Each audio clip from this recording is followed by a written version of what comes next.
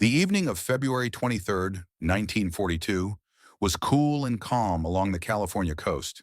The sun had just dipped below the Pacific horizon, painting the sky in shades of amber and violet.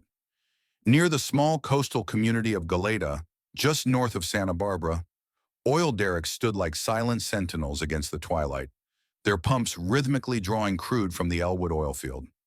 Workers were finishing their shifts, looking forward to dinner and rest.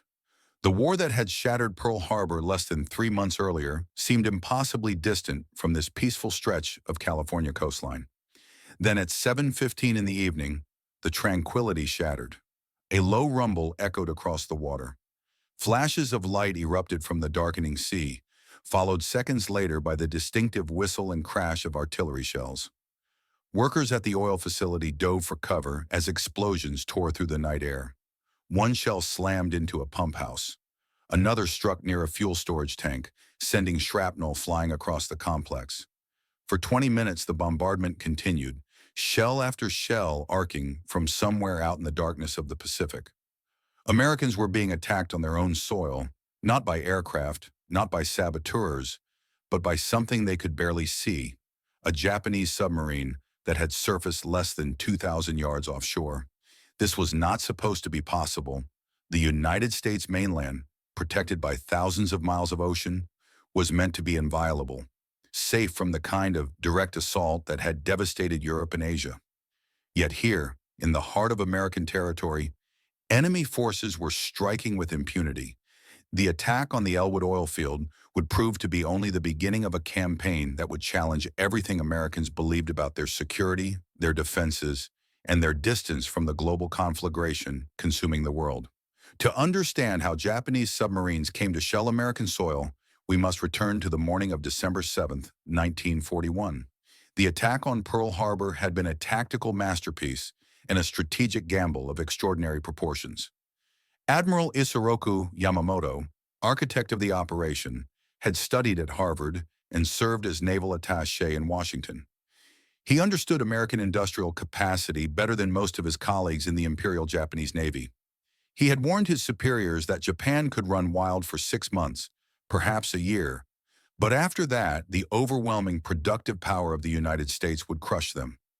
The attack on Pearl Harbor was designed to buy time, to cripple the American Pacific Fleet and provide Japan the breathing room needed to consolidate its conquests in Southeast Asia and the Pacific.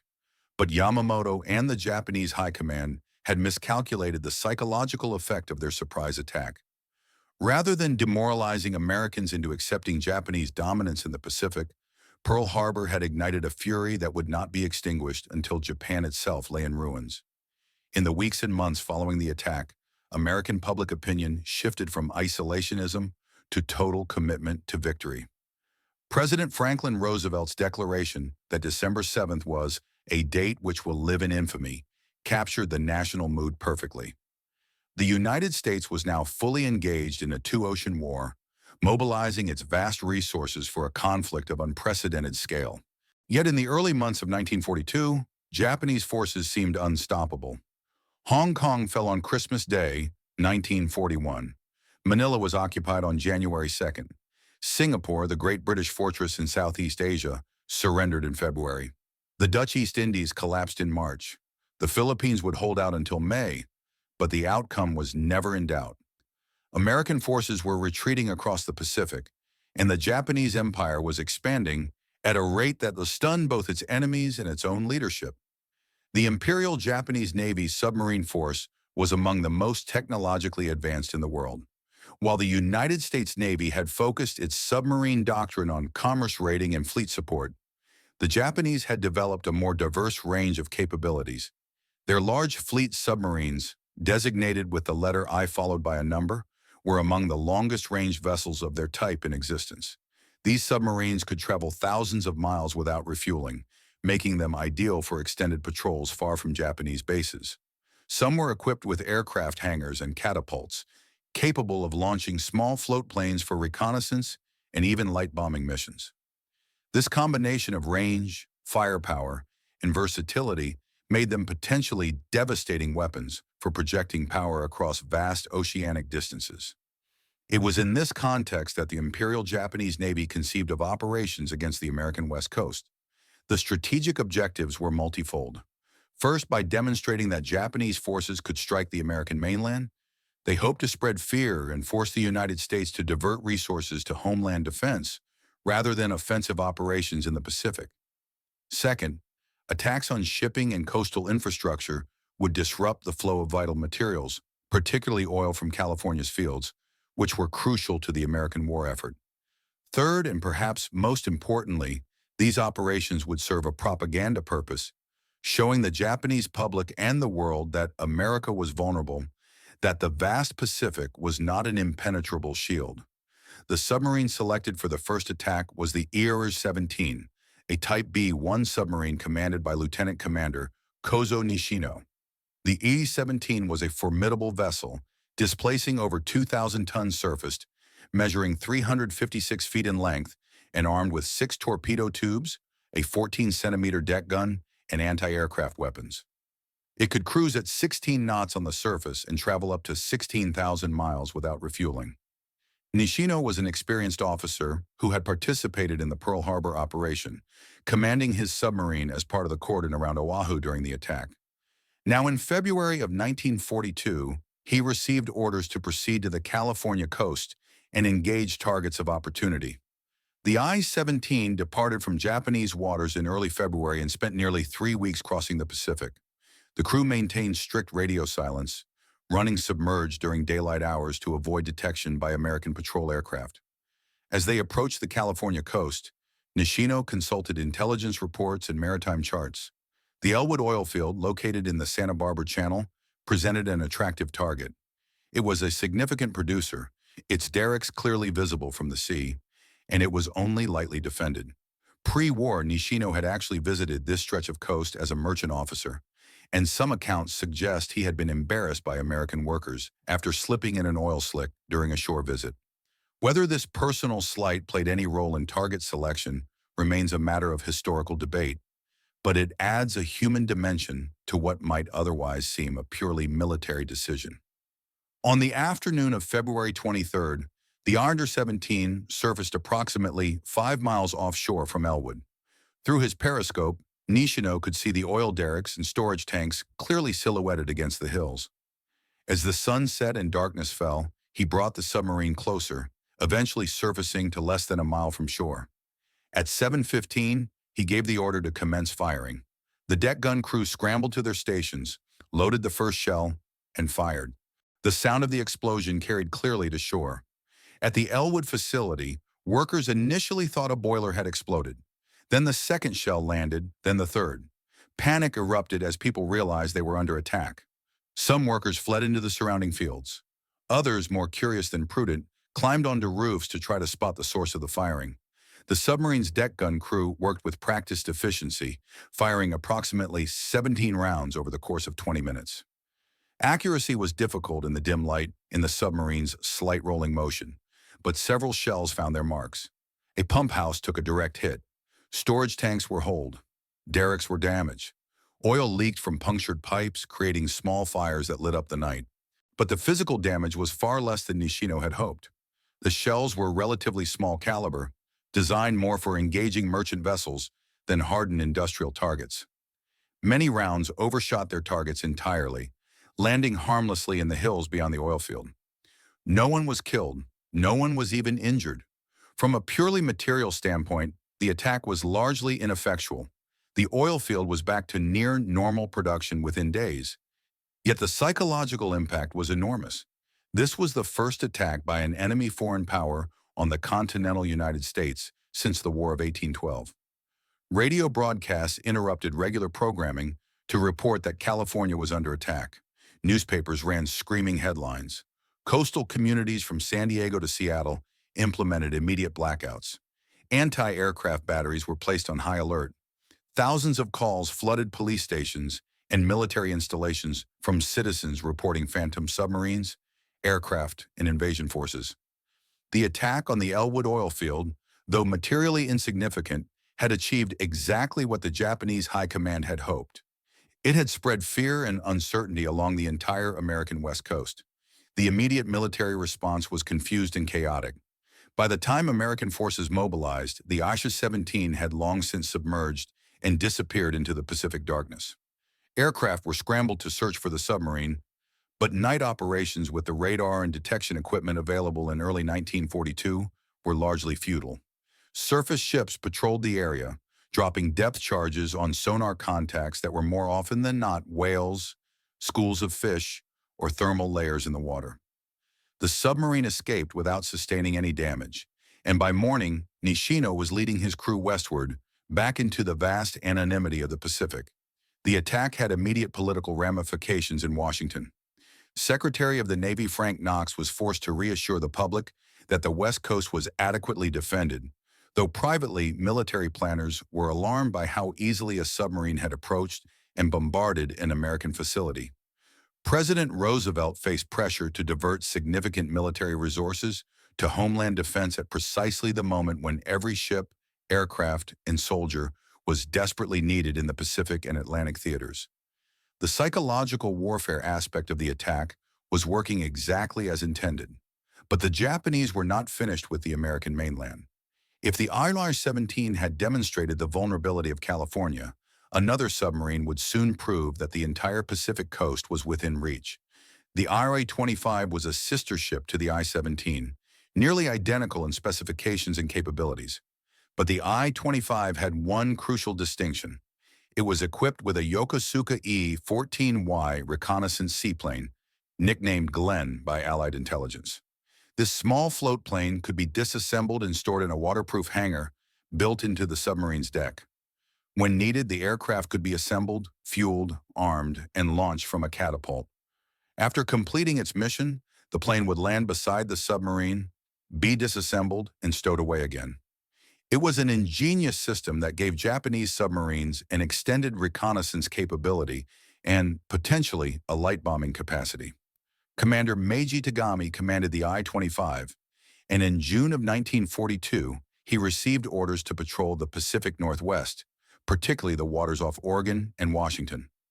His mission was to gather intelligence on American coastal defenses, interdict shipping if possible, and generally make a nuisance of himself to spread American forces thin and maintain pressure on the home front.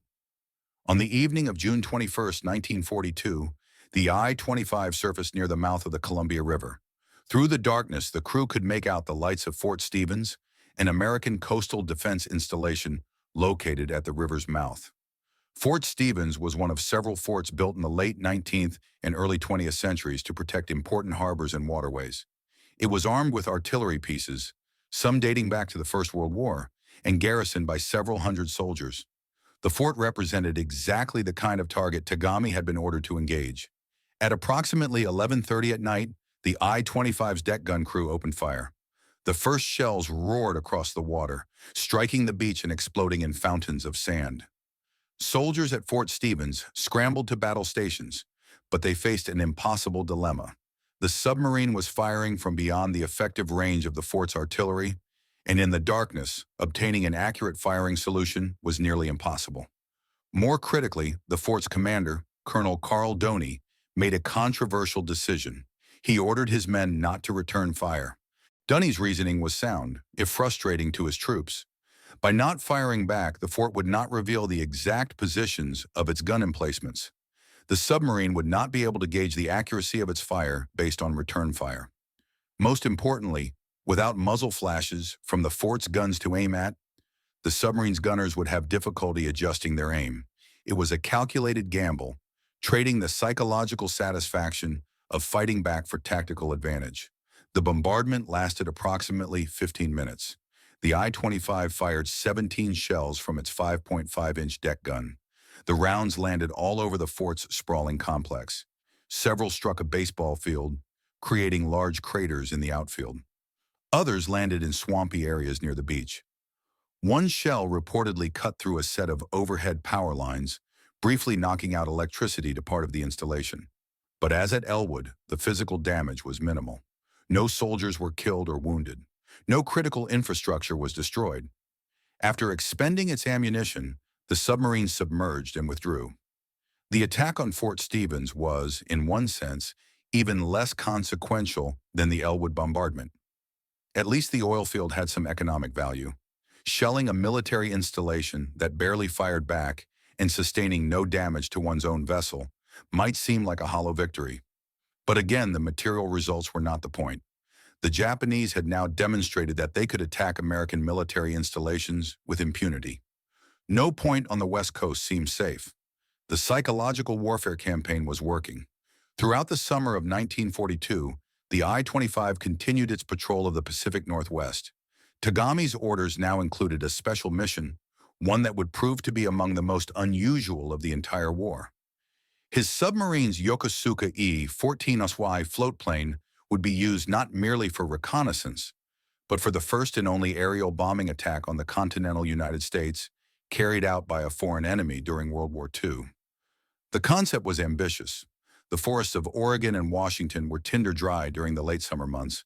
Large-scale forest fires could potentially disrupt logging operations, destroy valuable timber resources, tie up firefighting personnel and equipment, and generally create chaos in the American Northwest.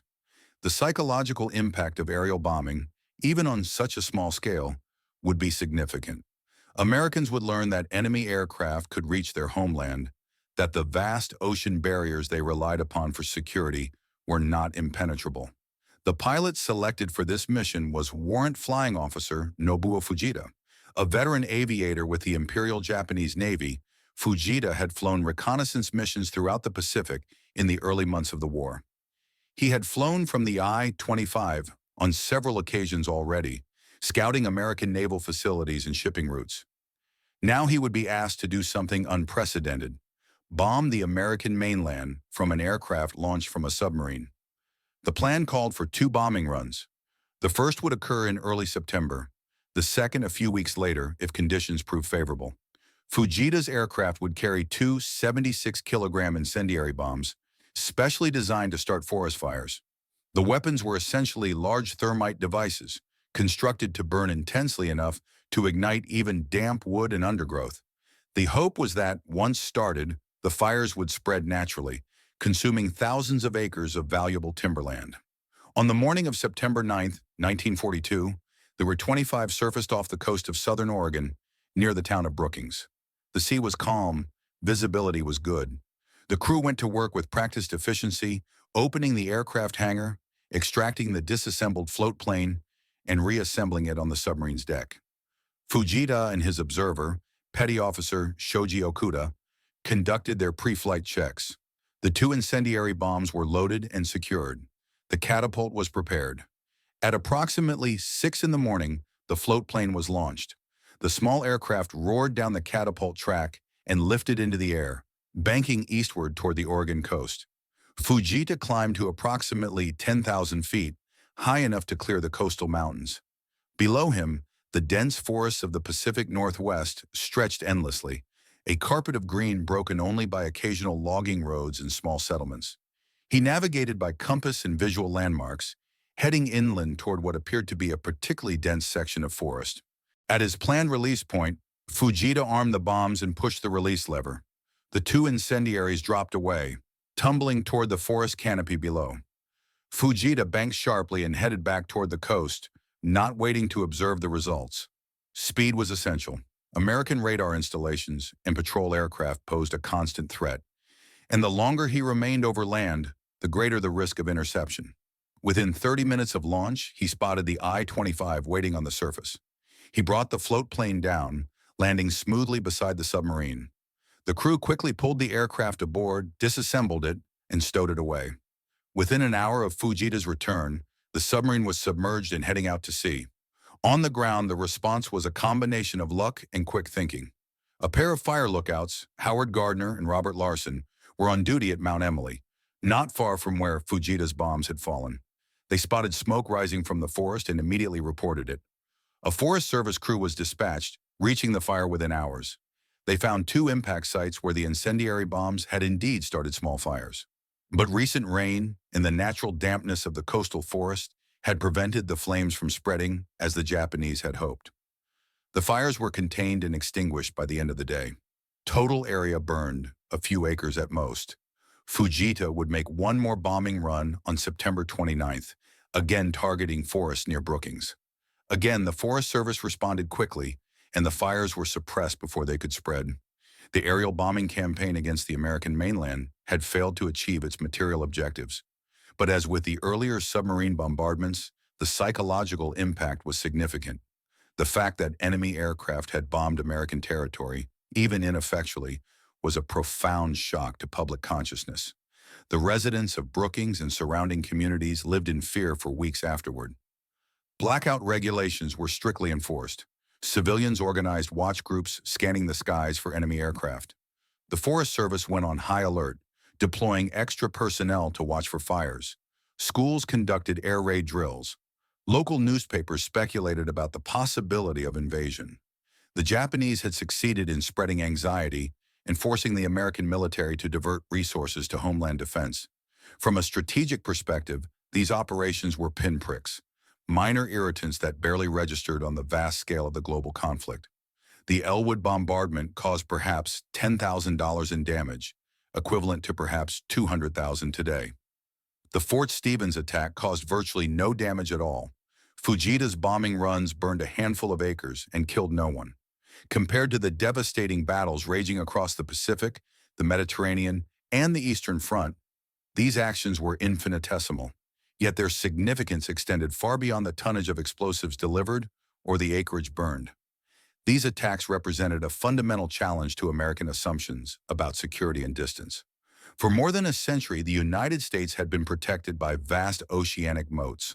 The wars that consumed Europe and Asia had always seemed remote, distant from American shores. Pearl Harbor had shattered that illusion in the Pacific, but Hawaii was a territory, not the mainland. The submarine and aircraft attacks of 1942 brought the war home in a way that no amount of newsreels or radio broadcasts could match. Americans in California, Oregon, and Washington experienced, however briefly and minimally, what civilians in London, Moscow, and Shanghai had endured for years: the reality of being under direct enemy attack. The military response was significant. Coastal defense installations were reinforced and expanded. Anti-aircraft batteries sprouted along the entire Pacific coast. Radar stations were constructed or upgraded.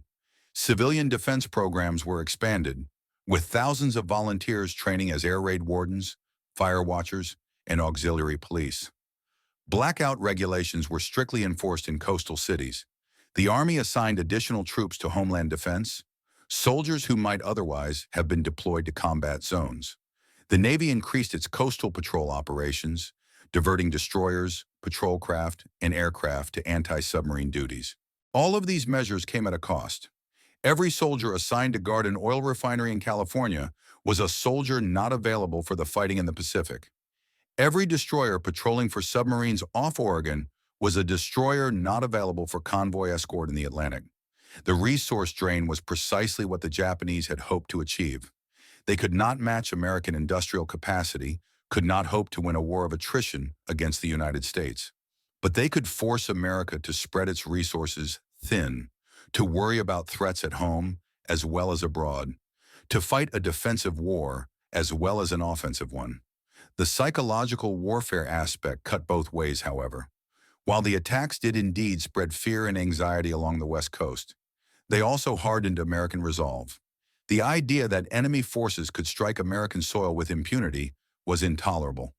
It reinforced public support for the war effort, strengthened resolve to see the conflict through to total victory, and eliminated whatever residual isolationist sentiment might have lingered after Pearl Harbor. If the Japanese had hoped to demoralize Americans into accepting a negotiated peace, the submarine attacks achieved precisely the opposite effect. The WWII would continue its patrol until late October 1942, when it returned to Japan. It would deploy again in 1943, but would be sunk on September 3rd of that year, lost with all hands, probably to a combination of American destroyer and aircraft attack near New Hebrides. Commander Tagami and Warrant Officer Fujita perished with their vessel, joining the approximately 40% of Japanese submariners who would die during the war, one of the highest casualty rates of any service branch in any nation. The IR-17, after its successful attack on Ellwood, would continue operations in the Pacific until August 1943, when it was sunk south of the Solomon Islands by the New Zealand corvette WWII and aircraft from Guadalcanal. Lieutenant Commander Nishino was not aboard at the time, having been reassigned, but 108 of his former crewmates went down with the submarine. The physical evidence of these attacks remains visible today. Near Brookings, Oregon, a small monument marks the site of Fujita's bombing runs, the only place in the continental United States to be bombed by enemy aircraft during World War II.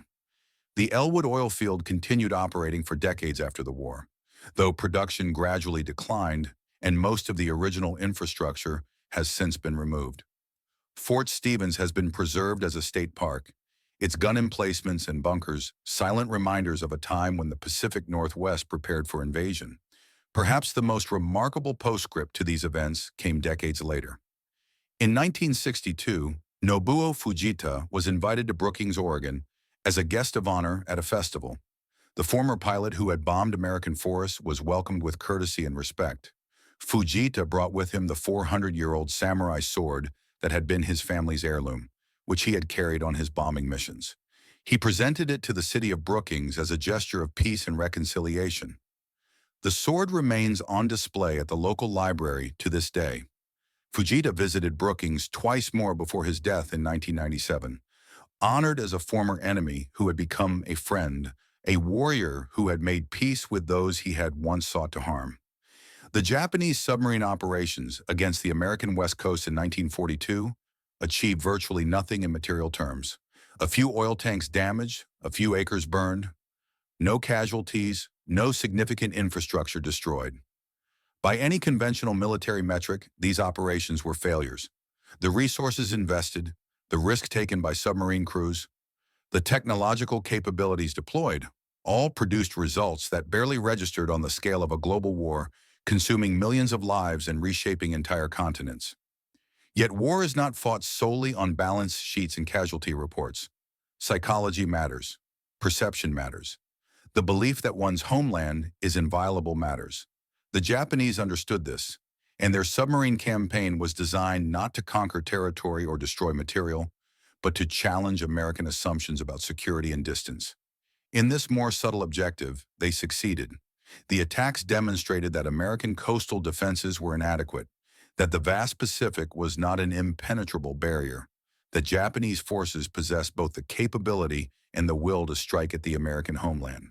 The long-term consequences of these attacks were mixed. In the immediate term, they forced the United States to divert resources to homeland defense, resources that might have been deployed more productively elsewhere. They spread fear and anxiety among West Coast populations, disrupted normal economic activity through blackouts and security measures, and demonstrated Japanese reach in a way that had propaganda value both in Japan and in neutral nations watching the conflict unfold. But these short-term gains came at a strategic cost. The attacks hardened American resolve, eliminated whatever small possibility remained of a negotiated settlement, and reinforced the American commitment to total victory. They also consumed Japanese submarine resources that might have been better deployed against more valuable targets. The Imperial Japanese Navy's submarine doctrine, which emphasized operations against capital ships and attacks on symbolic targets, rather than the kind of commerce raiding that German U-boats conducted with such devastating effectiveness in the Atlantic, was arguably a strategic misstep. The submarines that shelled California and Oregon might have achieved more lasting results by interdicting American shipping lanes in the Pacific. Today, these events occupy a strange place in American historical memory. They are footnotes to the larger story of World War II, curious incidents that lack the drama of Pearl Harbor, the sacrifice of Bataan, the triumph of Midway, or the horror of the atomic bombings. Most Americans, even those interested in military history, are only dimly aware that Japanese forces attacked the continental United States, that submarines shelled California, that enemy aircraft bombed Oregon forests. Yet for those who lived through those events, for the workers at Ellwood who dove for cover as shells exploded around them, for the soldiers at Fort Stevens who watched helplessly as a submarine bombarded their installation, for the forest lookouts who spotted smoke rising from Fujita's incendiary bombs, these were not footnotes. They were moments of terror and uncertainty, Times when the global war that had seemed so distant suddenly became immediate and personal. The attacks remind us that total war acknowledges no safe havens, that technology can collapse distance, that security is never absolute. The submarines that surfaced off California and Oregon in 1942 carried a message written in high explosives and incendiary bombs. Nowhere is truly safe. Distance is no longer protection. The old rules no longer apply. It was a message the 20th century would deliver again and again, in different forms and with different weapons, but always with the same fundamental truth. In modern war, there are no bystanders, no sanctuaries, no guaranteed safety. The shadows of the Submarine 17 and I-25 have long since faded beneath the Pacific waves. The men who crewed those submarines, who aimed those deck guns, who piloted that lonely float plane over the Oregon forests, have passed into history. But the questions their actions raise remain relevant. How do nations balance security and liberty? How do they respond to threats without surrendering the values they seek to protect? How do they distinguish between genuine danger and imagined threats? These questions, born in the smoke and confusion of 1942, echo through every subsequent conflict, every security crisis, every moment when distance fails to provide safety and uncertainty becomes the only certainty. The Japanese submarines that attacked the American West Coast changed almost nothing and everything at once, a paradox that captures the strange calculus of psychological warfare and the enduring power of fear.